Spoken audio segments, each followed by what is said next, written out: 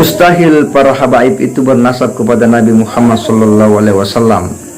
Sebuah jalan panjang bagi habaib untuk bisa membuktikan dan sekaligus membantah tulisan Kiai Imaduddin Utsman. Ini menjadi PR besar bagi habaib untuk bisa mengumpulkan bukti-bukti kitab-kitab dan manuskrip demi membantah tulisan Kiai Imaduddin.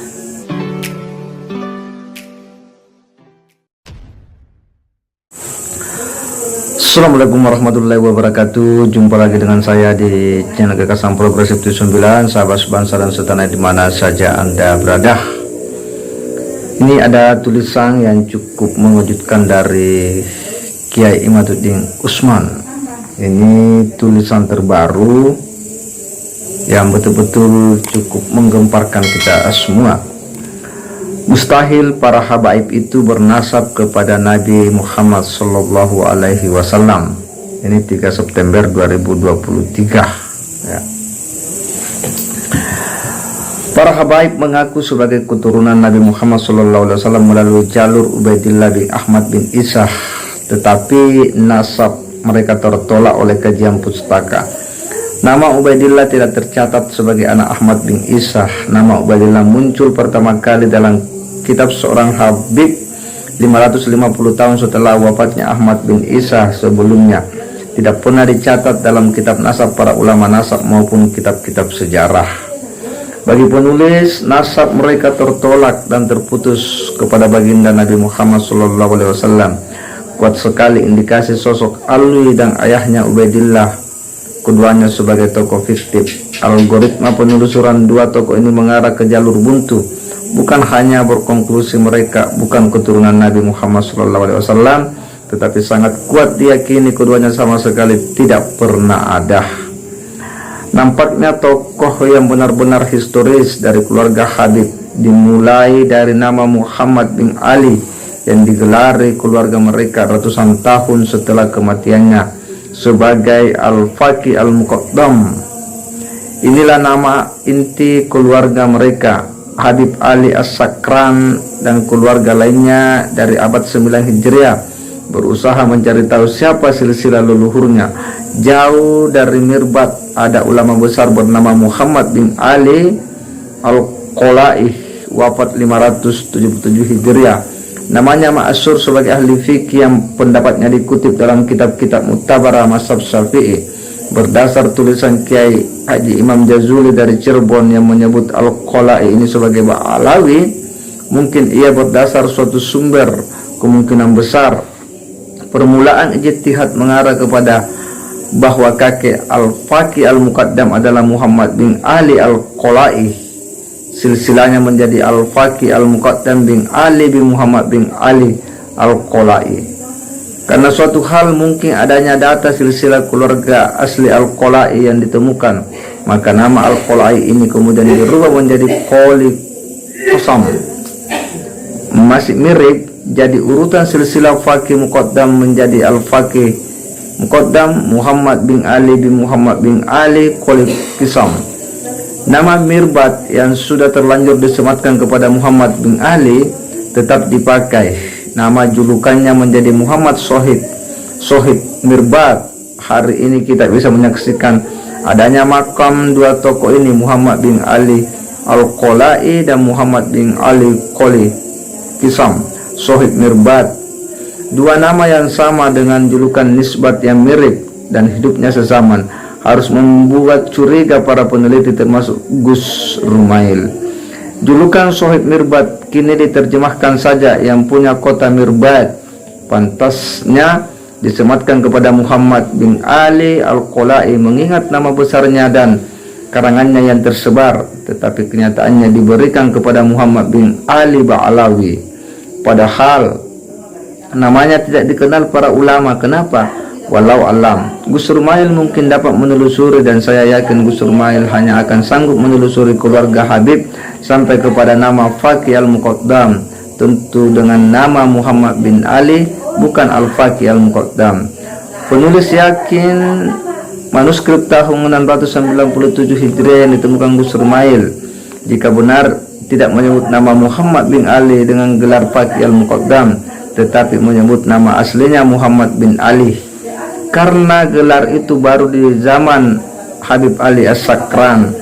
Dan saya yakin nama Muhammad bin Ali al-Faqih Muqaddam inilah nama yang terakhir yang bisa ditemukan sejarawan dalam melacak keluarga Habib al-Faqih al-Muqaddam, wafat 562 Hijriah.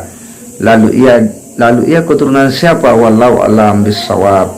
Yang jelas ia bukan keturunan Nabi Muhammad SAW jarul laki-laki berdasar hasil tes DNA keturunan yang ada hari ini, sebagaimana berita yang disampaikan Dr. Sugeng Sugiharto, Marga Al-Habsi, Assegaf Jamalul Lail, dan BSA. Mungkin maksudnya bin Syekh Abu Bakar itu masuk haplogrup GY32613.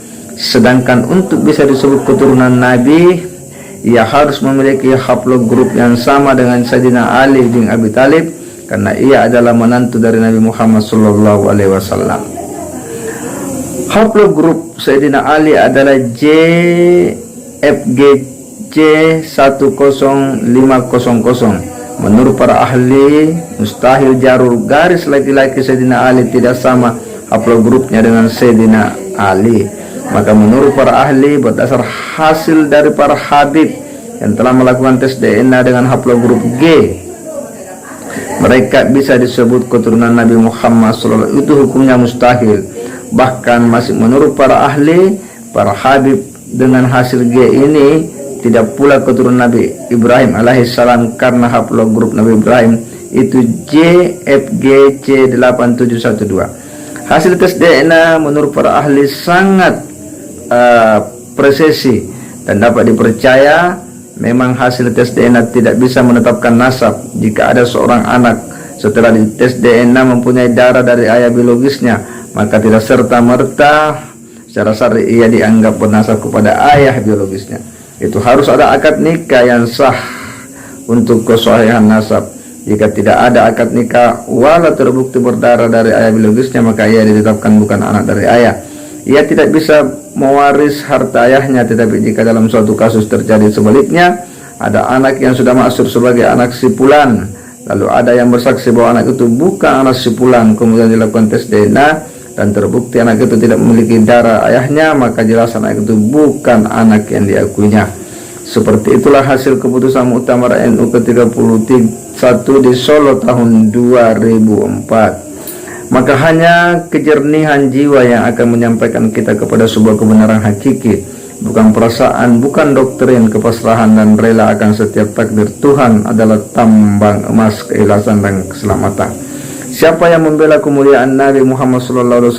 Apakah ia yang membantu seorang yang bukan zuriat Nabi lalu mengaku sebagai zuriat Nabi, atau dia yang berusaha agar para pengaku zuriat Nabi itu bertobat dan menisbatkan dirinya kepada zuriat Nabi? Ada yang mengatakan salah mencintai lebih baik daripada salah membenci. Penulis katakan lebih baik kita mencintai semua orang, itu lebih selamat, termasuk mencintai yang salah jalan.